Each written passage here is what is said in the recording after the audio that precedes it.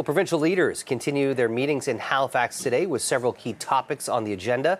Let's bring in CTV's Colton Prale with the latest on this. Good morning, Colton. Healthcare will be front and center today at these meetings.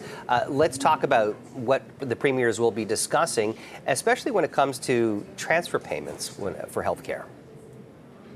Yeah, Jamie, a huge part of all of the discussions here. Equalization is definitely an aspect of this. Healthcare was the first thing that came up today. There was a breakfast put on by the Nurses Union and a number of other medical leaders in the country, the Canadian Medical Association there as well.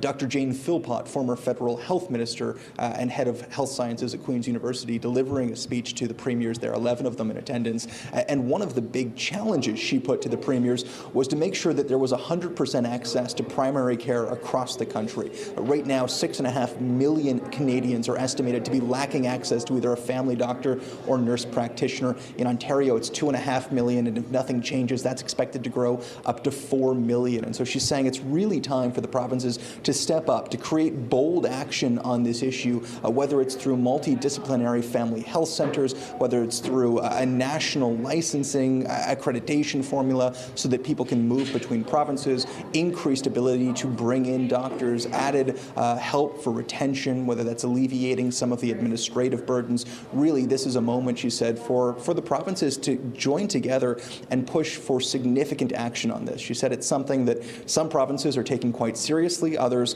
perhaps a little less initiative on the issue, but something that she said overall was received well by the premiers this morning. When it comes to those health transfers and especially equalization payments that you mentioned, that's another aspect that's going to be on the agenda today. We've seen Newfoundland, for example, launch a constitutional challenge against the federal government, saying the way that the payments work actually disadvantages that province. It's a feeling that's mirrored by a number of other premiers. We've seen New Brunswick, Saskatchewan, Alberta, BC all follow along that sentiment. BC actually even considering intervener status in that case, and that's something we're expecting to have an update on tomorrow.